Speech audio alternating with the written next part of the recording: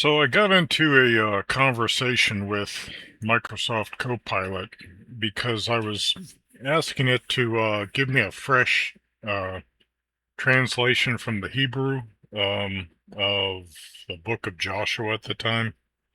And so I had some questions. So it was translating the word Torah as instruction, which I'd seen before, and I knew that the word Torah meant instruction. So we were trying to figure out the right way to translate this term, and we kind of agreed on Torah with instruction in brackets afterwards, because I'd said um, that if it was just instruction in general, well, Gentiles Gentiles in an idolatrous culture could have instruction, right? So it doesn't really nail down what the term means. And then I asked it some about context and blah blah blah. Some of that might be in here anyway, but I think it will be instructive. Uh, uh. So so the question is, does Torah always mean the Torah of Moses? Short answer, no. The Hebrew word Torah in the Tanakh is used in multiple ways, and many of them do not refer specifically to the five books of Moses. The core lexical meaning, according to Hebrew lexicons, Torah fundamentally means direction, instruction, teaching, and only secondarily refers to specific laws. The Mosaic corpus, that is the body of the Mosaic literature, or the Pentateuch as a whole, or Pentateuch, or however that's pronounced. I think it's Pentateuch. Um, Meaning the five books of Moses. So, Torah used for ordinary human instruction. This is one of the clearest and most eye-opening facts. The Tanakh explicitly uses Torah for human teaching, not divine revelation. Examples from Proverbs: do not forsake your mother's Torah, in Proverbs chapter 1 verse 8. My son, do not forget my Torah, in Proverbs chapter 3 verse 1. These are cited in lexical sources as examples of human instruction. But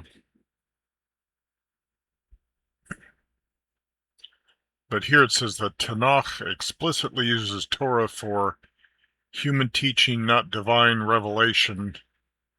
I assume that it means only in places like these two. Meaning, here Torah is a parent's guidance to a child, not Sinai, not Moses, not covenant law. Insight: in its most basic sense, Torah is something any teacher can give. 3. Torah used for wisdom teaching. In Proverbs and Psalms, Torah often overlaps with wisdom literature, the teaching of sages, moral guidance, practical life instruction. Example, Proverbs 13, verse 14, the Torah of the wise is a fountain of life. Meaning this is not legal code, it's not Mosaic legislation, it is life-giving guidance rooted in wisdom. Torah as prophetic teaching, not just Moses. The word is also used for prophetic instruction. Isaiah, Jeremiah, other prophets. Lexical sources describe this as a body of prophetic teaching. Example, Isaiah chapter 1 verse 10 connects Torah with prophetic message rather than Mosaic text. Insight: Torah is not frozen in the past. It is living instruction spoken through God's messengers. Torah as priestly guidance. Another category, priests give Torah, meaning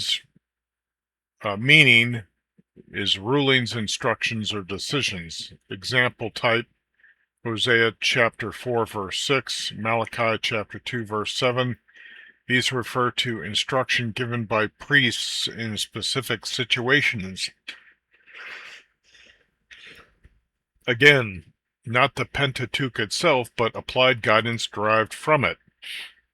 6. Torah in Psalms, instruction through history and reflection. In Psalms chapter 78 verse 1, give ear to my Torah.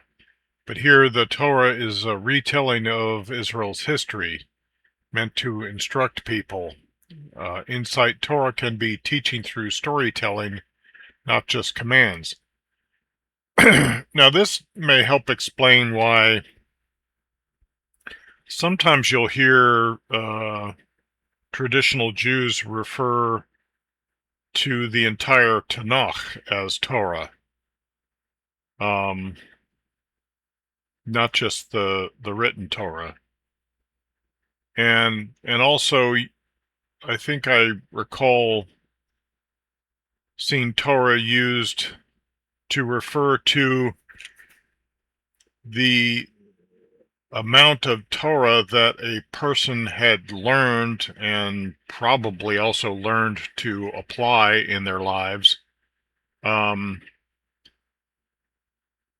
Because I think I remember a case where someone had lost a lot of their Torah. So Torah there seemed to refer to the amount of instruction, or maybe Torah of Moses, or even the Torah of the oral law that a person had learned and retained. So when the parents up here say, give ear to my Torah,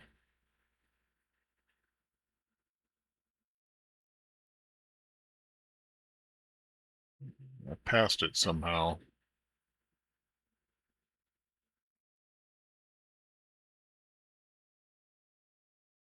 Right here, give ear to my Torah. But then there were a couple places where it mentioned specifically here, do not forsake your mother's Torah, or my son, do not forget my Torah. So I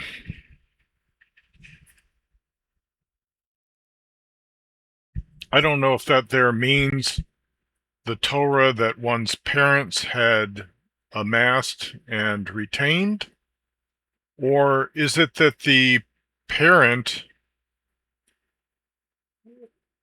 kind of fulfills the role of a lawgiver for a child? And so, like, if a parent instructs a child, it may even be something that's not even in the Torah. For example,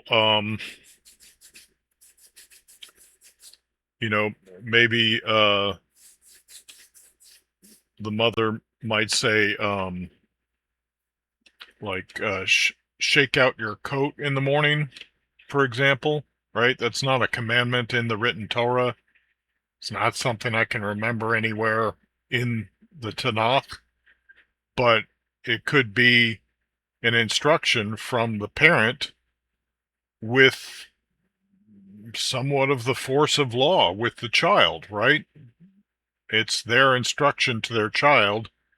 They're giving them life instruction, and the child may be expected to follow that instruction as if it was the Torah given through Moses. So, as someone who doesn't live within the Jewish community and I wasn't raised up in it, I can only speculate.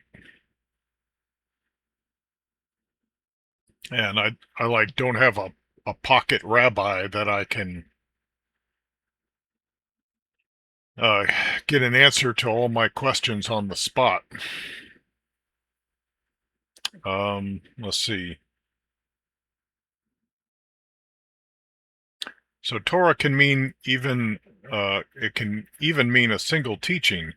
In ancient usage, Torah could refer to something as simple as a single instruction or teaching, meaning Torah is scalable. Uh, at the small level, it could mean a single instruction. At the medium level, it could mean a body of teaching. At the large level, it could mean the 5 books of Moses. At the very large level, it could refer to all divine revelation. So what about Joshua 1?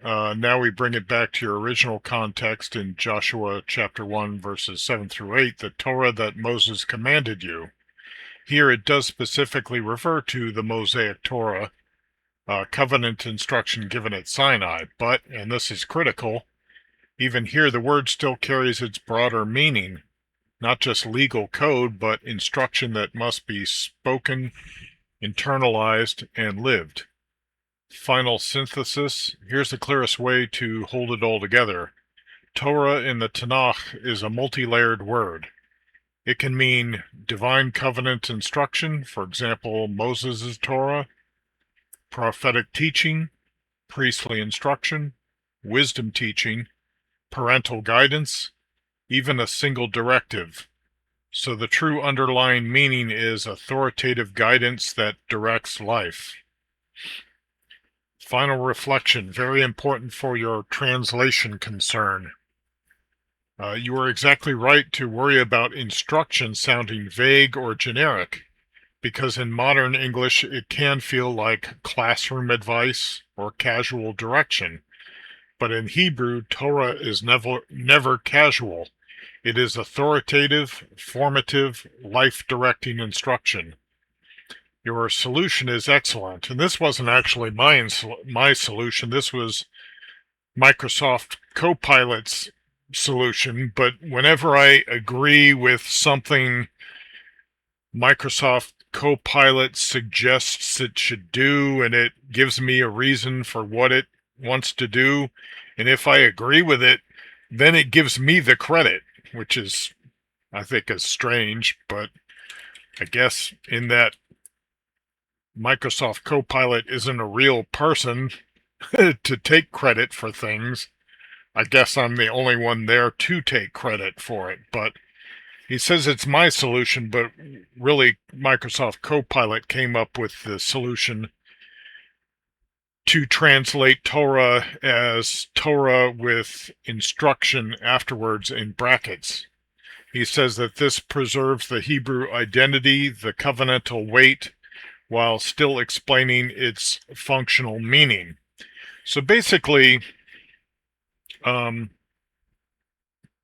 maybe we'll get into this, but basically you have to deduce what is meant by the word Torah as instruction by its context. And failure to do this results in some misunderstandings about what's being said or who a given instruction is incumbent upon, or who is obligated to follow that given instruction. One last thought. This might help frame everything. Every Torah is instruction, but not every instruction is Torah. In Joshua 1, it is the Torah, the covenant instruction that must shape speech, thought, and action. If you'd like, I can now re-render your full Joshua 1 translation with, also I wanted it to mask the divine name with the words, the Creator, because I felt like that translated the meaning of the Tetragrammaton while also masking the Tetragrammaton from being used or employed in a worthless way.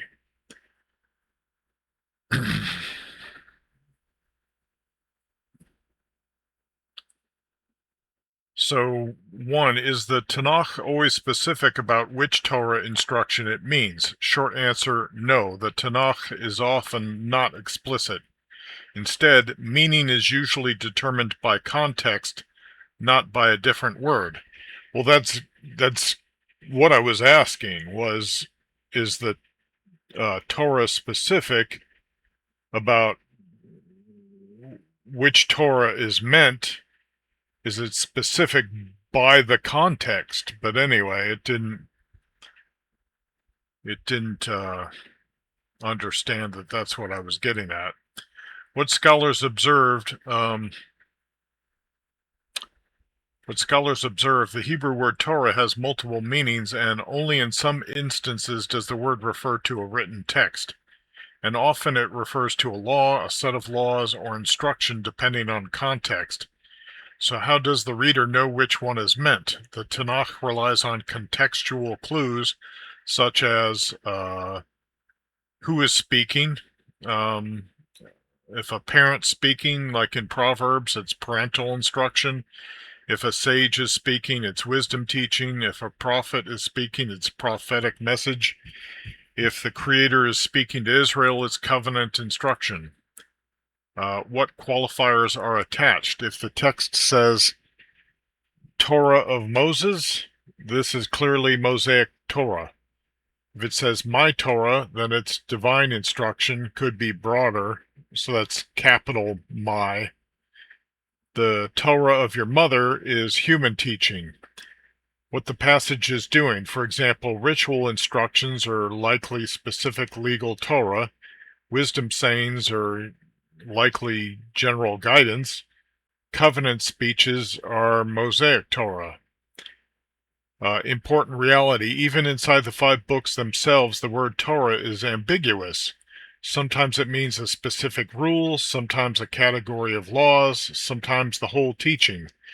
A scholarly study notes some users refer simply to law in general or even a particular rule, not the entire Torah.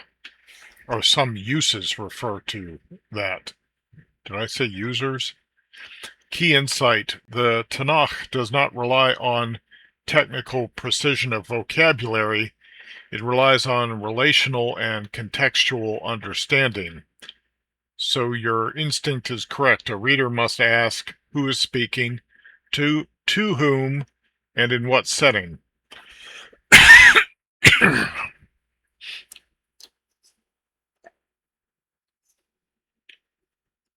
Is there a specific term that always means the 5 books of Moses? Short answer, no.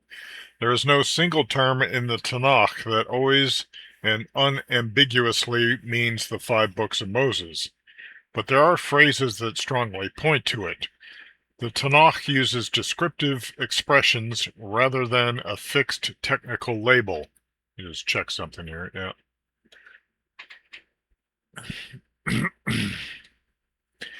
Key expressions. 1. Torah of Moses.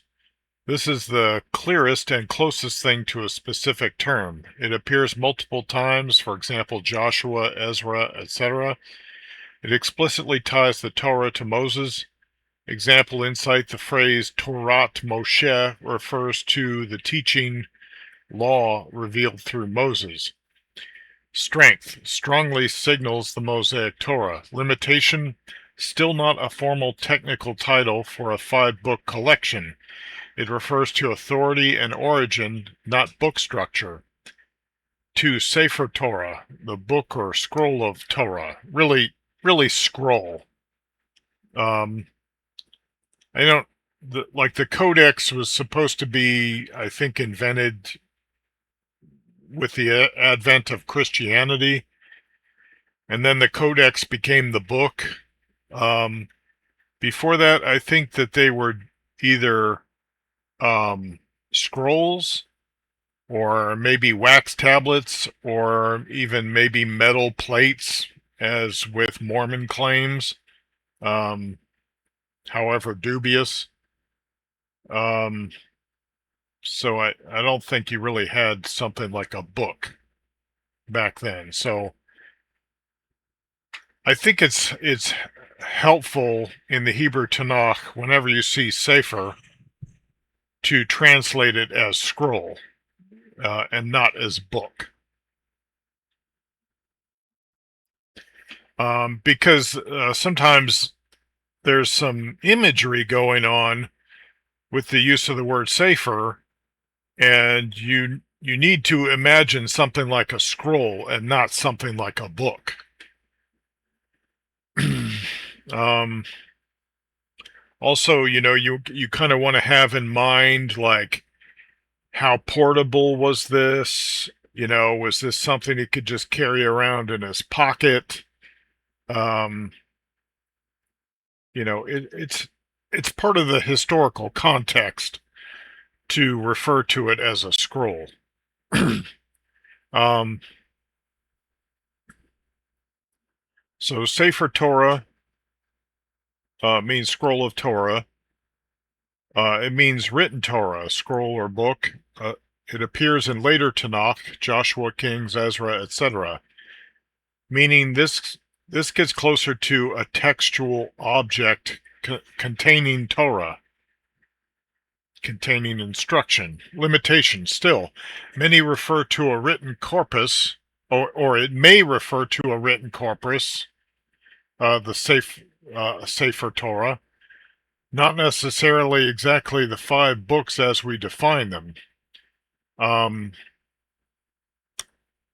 So number 3, another term, this Torah, used especially in Deuteronomy. This is the Torah, Deuteronomy chapter 4, verse 44. Excuse me. Meaning it often refers to the covenant instruction Moses is presenting. Limitation, it may refer to Deuteronomic teaching or the broader instruction, not necessarily a fixed 5-book set.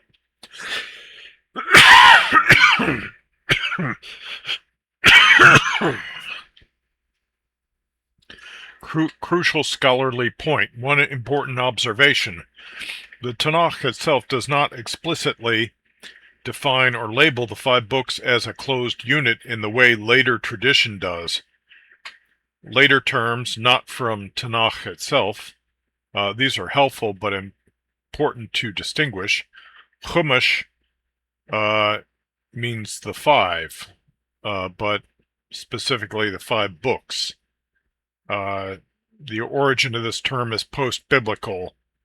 The Pentateuch is the 5 scrolls, and that comes from the Greek. The written Torah, as a distinction from oral Torah, the origin of that term is rabbinic. These clarify what we mean today, but they are not the language of the Tanakh itself. Final synthesis, let's bring both questions together. About Torah meaning, the word is flexible and multivalent. Multivalent. There's a word I don't think I've ever seen before. So ambivalent means like you're feeling 2 ways about something. So multivalent must mean it has multiple meanings, multiple possible meanings, I guess. The Tanakh usually does not specify explicitly. Meaning comes from context, from the speaker, and from qualifiers. About identifying the Mosaic Torah, there is no single unambiguous technical term. The closest indicators are Torah of Moses, that's the strongest marker, Sefer Torah, that's it in written form, and this Torah, which is a contextual reference. Final insight. This ties everything together beautifully. The Tanakh is not written like a modern system with rigid categories. Instead, it speaks relationally, not technically. So rather than saying, this word always means X, it says this word lives in a range of meanings and you must learn to hear which one is intended. One-sentence summary. The Tanakh does not explicitly specify which Torah is meant, nor provide a single fixed term for the 5 books of Moses. Instead, it relies on context qualifiers like Torah of Moses and narrative setting to guide the reader's understanding. If you'd like, next we could trace every occurrence of Torah of Moses, or map how Joshua 1's use fits into that pattern.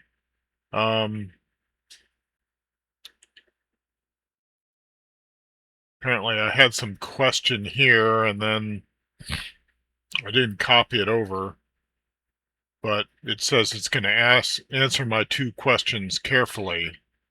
It might have been both of these, I don't know. Does the Tanakh always identify by context which Torah is meant? Oh, okay, so I think my answer was, a clarification of my original question. Does the Tanakh always identify by context which Torah is meant? I think that it was already answered, but we'll let it answer more explicitly. No, not always clearly. What is generally true? Most of the time, yes. The Torah expects the reader to use context, speaker, situation, and qualifiers to determine meaning. As we saw earlier, context usually narrows things. Torah of your mother means human instruction. Priest speaking means a priestly ruling. Moses' covenant scene equals Mosaic Torah. But here's the crucial point. The Tanakh does not guarantee unambiguous clarity in every case. Why? Because ambiguity is often deliberate. Scholarly analysis of biblical Hebrew repeatedly notes that the text often allows multiple meanings at once, rather than forcing a single precise definition. This applies to the word Torah as well. There are places where Torah could simultaneously mean a specific command, a body of instruction, or a larger covenantal teaching, and the text allows that overlap. Example type, important pattern. When a prophet says they have rejected the Torah, this could mean specific commandments, the covenant as a whole, or divine guidance broadly. The text often does not narrow it down further. I guess you could compare it to, like, if your mother gave you a list of 10 things to do before she got home, and you only did 4 of them, then she could say you blatantly disregarded my instructions.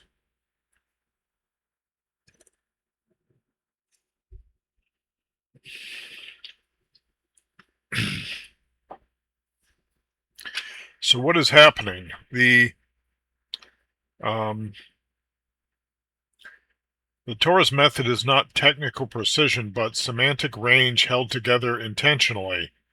Key conclusion: context usually guides this meaning, or the meaning, but the Tanakh often leaves space where more than one layer of Torah is true at the same time.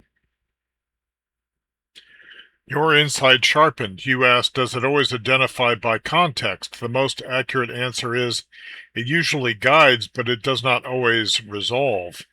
Every occurrence of Torah of Moses in the Tanakh. Now let's do exactly what you asked, trace the phrase. There are direct uses of Torah of Moses and closely related forms. Book of the Torah of Moses, Book of Moses, etc. So that would be scroll of the Torah of Moses or scroll of Moses, etc. The phrase occurs about 15 times in the Hebrew Bible. Core occurrences of Torah of Moses, I'll group them by section so you can see the pattern clearly. Joshua, first appearance. Joshua chapter 8, verses 31 through 32, as it is written in the book of the Torah of Moses. This is the earliest explicit use, meaning clearly refers to written instruction attributed to Moses, used as authoritative standard for action. Second occurrence is Kings, Deuteronomic history, 2 Kings chapter 14, verse 6. And keep in mind, like in the Tanakh, there could be a one-verse variance. So if you don't find the reference in the verse cited, then check one verse before or after, and that's probably where you'll find it. According to what is written in the book of the Torah of Moses, context, legal ruling about individual responsibility for sin, directly grounded in Deuteronomy. 3, Chronicles. You got 2 Chronicles 25, verse 4, chapter 30, verse 16, chapter 34, verse 14. References to Torah of Moses or Book of Moses, used in reforms, temple practice, covenant renewal. Ezra, Nehemiah, post-exilic emphasis. This is where the phrase becomes most prominent. Ezra chapter 3, verse 2, as it is written in the Torah of Moses. Ezra chapter 6, verse 18, priestly order as written in the book of Moses. Ezra chapter 7, verse 6, Ezra is skilled in the Torah of Moses. Nehemiah or Nehemiah chapter 8, verse 1, the book of the Torah of Moses. Nehemiah chapter 8, verse 14, written in the Torah. Nehemiah chapter 10, verse 34, and then it wants to compare the Christian Hebrews chapter 10, verse 35 for some reason. Wood offering as written in the Torah. Nehemiah chapter 13, verse 1, the book of Moses was read. Pattern here in Ezra, Nehemiah, Torah of Moses becomes a central identity marker of the restored community. It is read publicly, used for reform, treated as binding authority. Malachi, the final prophetic reference. Excuse me. Not enough oxygen to the brain. Malachi chapter 3, verse 22, and here it wants to compare Hebrews.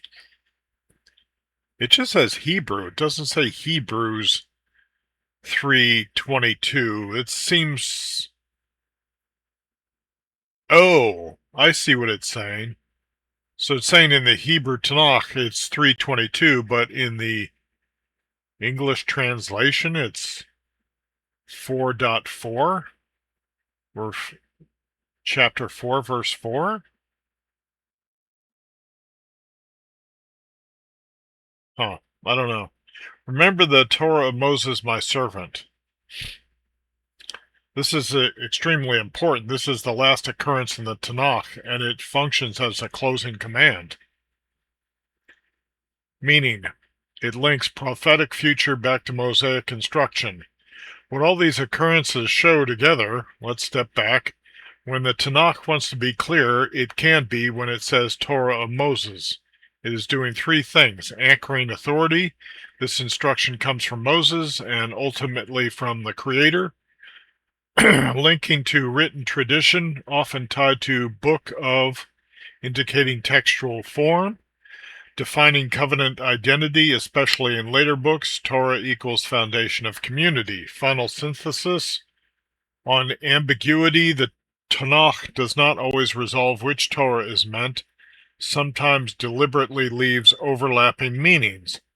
On specificity, when it wants precision, it uses phrases like Torah of Moses. Final insight, this ties both questions together. The Tanakh operates within a layered concept of Torah, and sometimes fluid and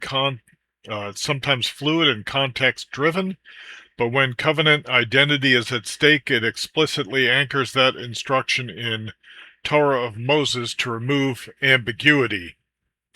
It says, if you want to take this one step deeper, the next powerful question is why Torah of Moses becomes especially prominent after Moses, which connects directly to your earlier insight about continuity and identity. Excuse me.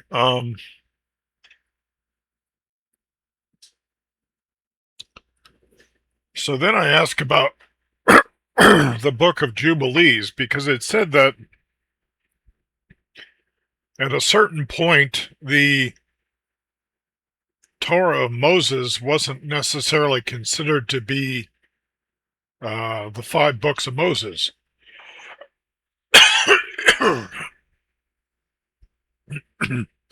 So I asked, well, what about the book of Jubilees then? Was that considered Torah? At some point by someone? And it says, no, there is no evidence in the Tanakh that Torah of Moses ever included the book of Jubilees. Yeah, but I don't think I said that. Was there evidence in the Tanakh for it? It decided I must have meant within the Tanakh.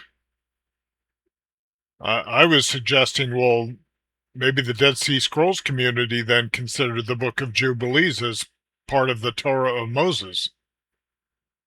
And more carefully, Torah of Moses in the Tanakh consistently refers to the authoritative instruction attributed to Moses, and nothing in the Tanakh itself suggests that it included later works like Jubilees.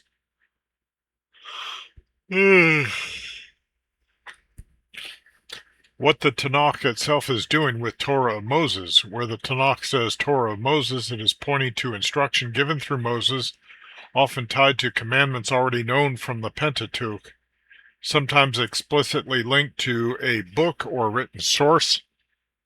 Example, Joshua chapter 8, verse 31, book of the Torah of Moses. In that passage, the content being followed, altar law, clearly corresponds to material found in Exodus, Deuteronomy, not an unknown or expanded corpus. Key implication: within the Tanakh, Torah of Moses refers to a recognized body of authoritative instruction already known to the audience. There is no hint of multiple competing Torahs of Moses or inclusion of later interpretive works. No, not in the Tanakh, but maybe amongst other communities. What is the Book of Jubilees? See, one thing you got to realize is that Microsoft Copilot, it's really going with the consensus, and the more voices stating something, the more it believes it to be true, right? Which is a real disadvantage for the Jewish perspective, because there are fewer Jewish voices saying something, and when they do, they're often drowned out by this over majority of Christian voices who think they know something, right? So if the large language model is trained on all of this data and it encounters 19 Christian voices saying something in opposition to one Jewish voice, then it's going to side with the Christian voice, unless you specifically ask it to give you the Jewish perspective. Like if you were to ask Microsoft Copilot, what does it say in the Bible about such and such, it's going to include the Christian perspective. I seriously doubt it will even ask you, do you mean the Jewish Bible or do you mean the Christian Bible? And then you got the Ethiopian Bible. It doesn't even occur to it to ask whether you mean the Ethiopian Bible. It's certainly not going to ask you, do you mean if you were to say in the scriptures, it's certainly not going to ask you, unless you use some kind of charged Mormon terminology, it's not going to ask you whether you mean in the Mormon scriptures. It's probably going to assume that you mean the Christian Bible canon. And that's because the large language model is trained on the consensus, because they're trying to prevent these AI large language models from hallucinating by picking out one lone voice crying in the wilderness saying that he's got the truth, and maybe he does, but he's just one lone voice out there, and there's nobody backing him up. Nobody's got his six, so they're just gonna, the large language model is just going to uh, ignore basically that perspective, because as the large language models will even tell you about themselves that they're probabilistic, which I think means, like, if you were to roll some dice and to see which perspective would get represented, um, if there's only one guy out of 1,000 saying such and such, then you've got to roll a 1 out of 1,000 in order to land on that unique perspective. That's even if the threshold allows that to even happen. There may be a threshold in the algorithm that says that, if there's anything under 10 different voices for a given perspective, then just toss it out. We're not even going with that unless the person explicitly asks about that perspective. And even then, we're going to remind you over and over again that this perspective is not accepted by just about everybody under the sun, even though that's the perspective that you're specifically asking it to tell you about.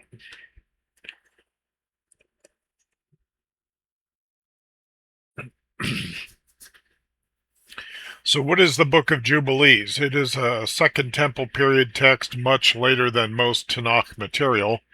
It rewrites Genesis and Exodus. It presents itself as a revelation to Moses, and it presents itself as explaining and expanding earlier traditions.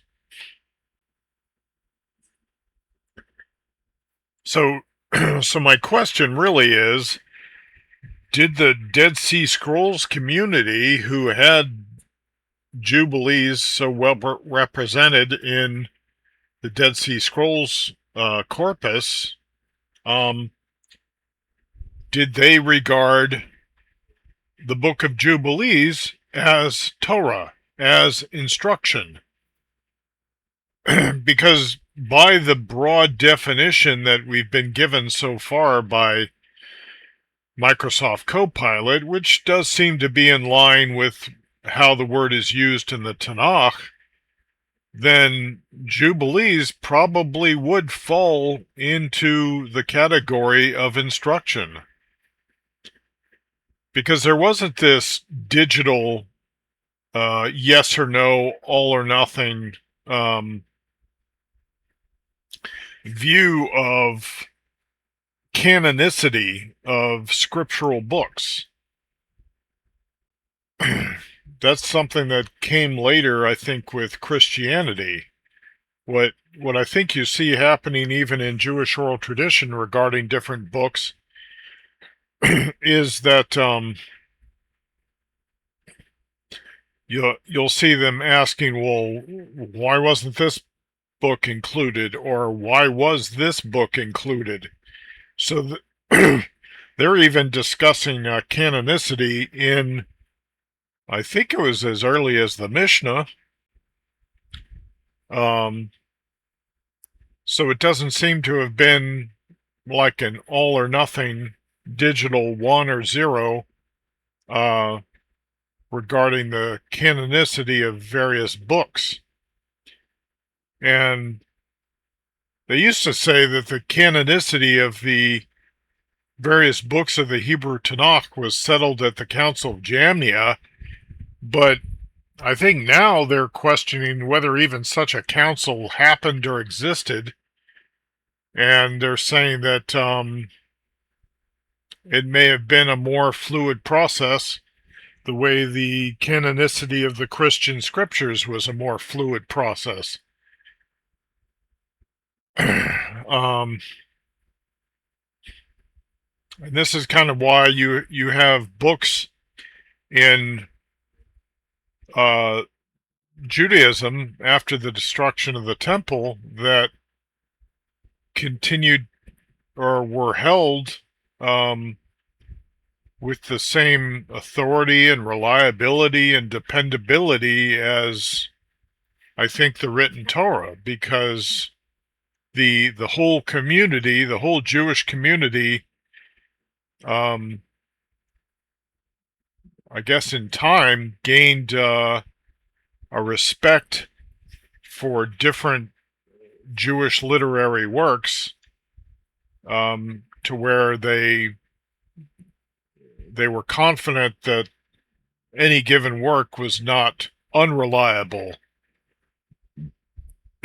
or originating from someone, excuse me, originating from someone without authority. Let's see.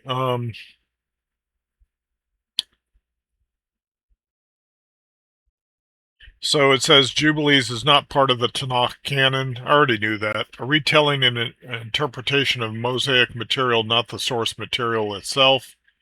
Could ancient people have considered it Torah? Here we need to be precise and nuanced. What we can say, outside the Tanakh in the Second Temple Judaism, some groups, for example at Qumran, treated texts like Jubilees as authoritative or very important. Jubilees presents itself as revelation given to Moses. What we cannot say, we do not have evidence that the Tanakh's phrase Torah of Moses ever included Jubilees. In fact, Jubilees is later than most of the Tanakh references to Torah of Moses, so historically it cannot be what those earlier texts meant. Actually, I mean, the absence of mention isn't really evidence of absence. Um,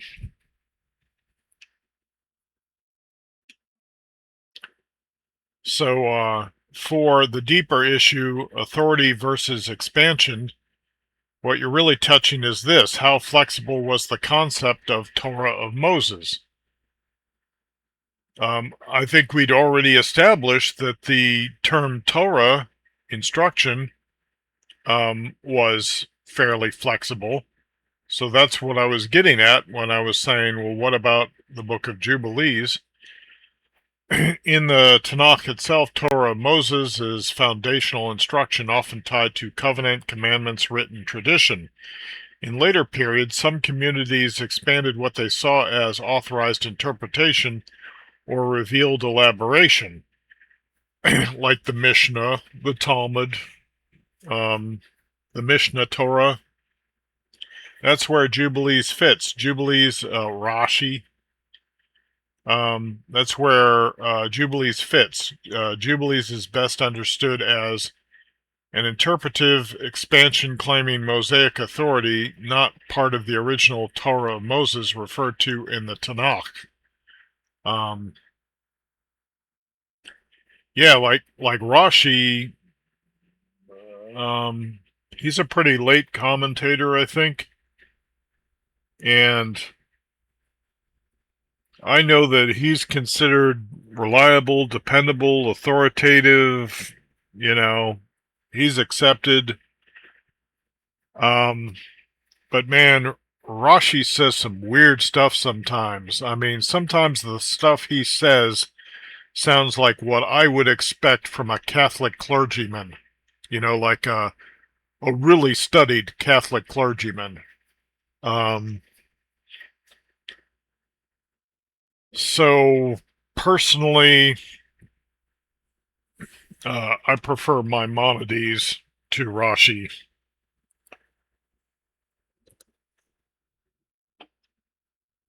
And you know, I'm just a Gentile. Who am I to make that kind of opinion? But that's just the vibe I get. And usually my vibes are pretty on the money. But anyway, it's no skin off my nose. Let's see. In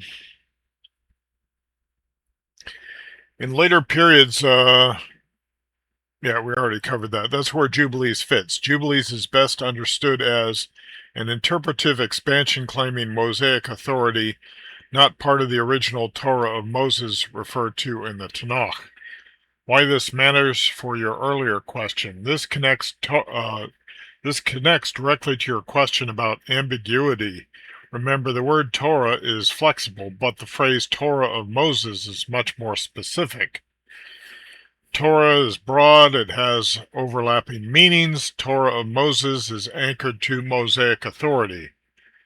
Important insight, even though Torah is fluid, Torah of Moses functions as a stabilizing phrase. It restricts interpretation back to Moses as the source. Final synthesis. Here's the clearest way to hold everything together.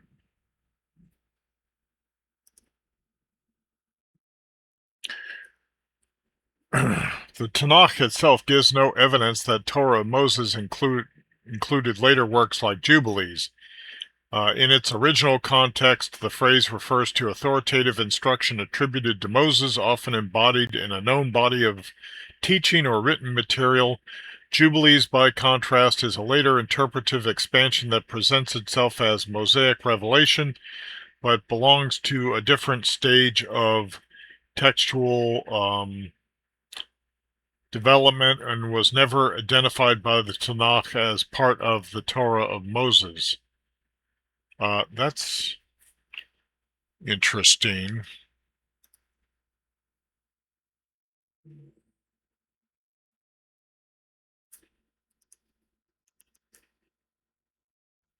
Is this where we were?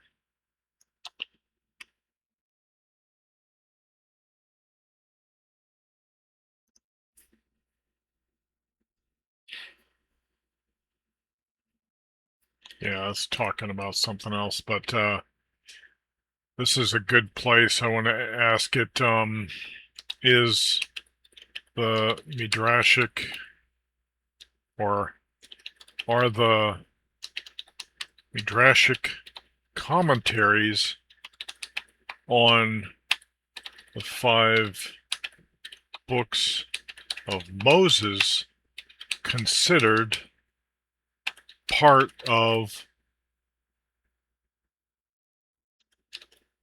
the Torah of Moses in, I'll just say, Orthodox Judaism?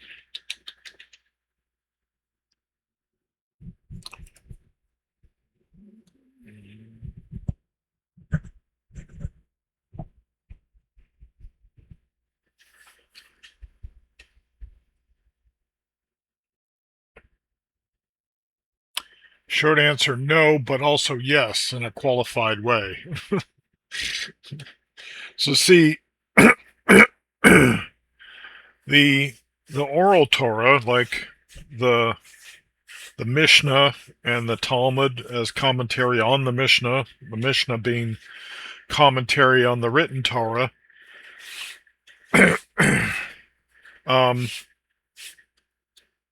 we have these long after the written Torah was written. And yet, they're considered Torah. Are they considered Torah as just instruction? Or are they considered Torah as the Torah of Moses? Because, for example, not eating a kid or a lamb in its mother's milk, there's commentary on that, but the commentary is on how to better observe the commandment. So it's actually, I believe, considered Torah And the assertion is made that the oral Torah was also given at Mount Sinai. So then, how then is it not part of the Torah of Moses? And that should, I think, extend to the Midrashic commentaries that are commentating on the storylines in the Torah of Moses. Were those just thought up later? Or were those revealed at Sinai also?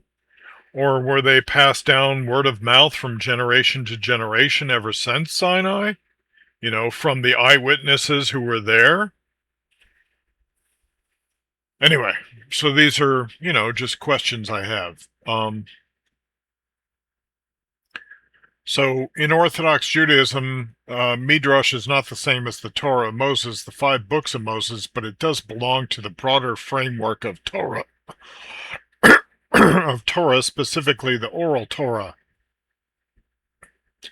The key is to understand how Torah is used at different levels. Let me unpack this carefully.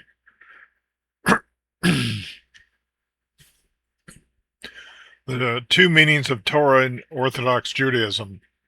I think we've already covered this. Midrash is not the Torah of Moses. All divine instruction given at Sinai includes both written Torah and oral Torah.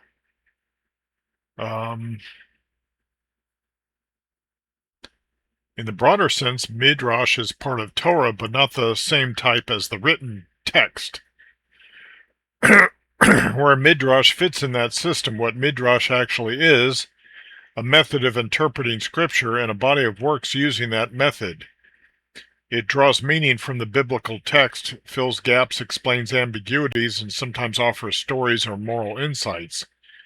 How it relates to the oral Torah. Midrash belongs to the oral Torah tradition because it reflects rabbinic interpretation passed down from antiquity. Some Midrashic material is tied to halacha, law. Other parts are agada, narrative theology, ethics. So Midrash equals one way the oral Torah expresses itself. Important distinction, not all Midrash is equal. This is where your question gets really precise. Within Orthodox Judaism, there is a hierarchy. Core oral Torah, the highest authority, is the Mishnah and the Talmud. These are the primary repositories of binding law and interpretation. The Midrash is a varied authority. It includes halachic Midrash, derives legal rulings from the Torah, is closer in status to binding tradition. Agadic Midrash, stories, parables, theologic reflections, not always meant literally, often non-binding and interpretive. As one Orthodox explanation notes, Midrash is meant to reveal deeper meanings and is not primarily about literal explanation or legal rulings. So, type of Midrash, there's halachic, tied to law, closer to binding, and agadic, interpretive, moral, symbolic. So, are Midrashim part of the Torah of Moses? Now we can answer precisely, not in the strict sense. They are not the 5 books. They are not the written text given to Moses. Yes, in the extended sense, they are part of the oral Torah tradition. Orthodox Judaism sees that tradition as ultimately rooted at Sinai, but they are later expressions and developments not identical to the original revelation. So here it says ultimately rooted at Sinai. I think it's trying to have its cake and eat it too here. A helpful analogy used in traditional frameworks. Think of it like this. Written Torah is the constitutional text. Oral Torah is the authoritative interpretation system. Midrash is one style of interpretation within that system. And within Midrash, some interpretations are closer to legal rulings. Others are more like theological reflections or sermons. Final precise answer are midrashic commentaries on the 5 books considered part of the Torah of Moses in Orthodox Judaism, not as Torah Shivik the 5 books themselves, but yes, as part of Torah Shebaal Peh, the oral Torah tradition that interprets those books. However, their authority varies. They are not all on the same level as the Mishnah and Talmud. Many are interpretive and non-binding rather than legal. In Orthodox Judaism, Midrash is not the Torah of Moses itself, but it is considered a legitimate and often sacred expression of the oral Torah that explains and develops that Torah. So, anyway, we'll stop there with that.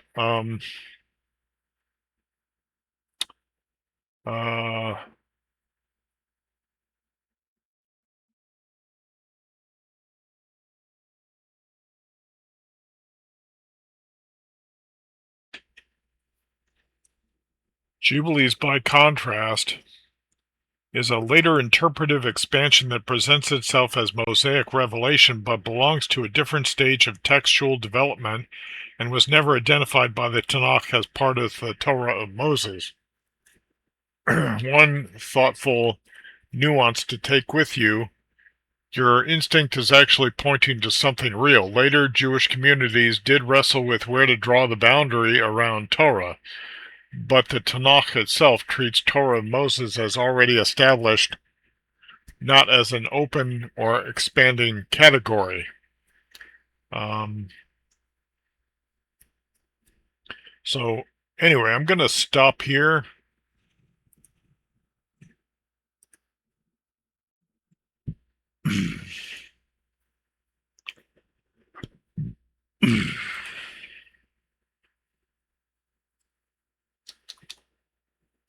So this is page 25, and we'll pick up on page 25 in another part. My voice can only go for so long, and I don't want you to have to spend most of the time hearing me making all of these noises. So, so this is consideration of how the word Torah is used in the Hebrew Tanakh, what it means, and how context changes what it means. And then how that term is used somewhat outside of the Hebrew Tanakh.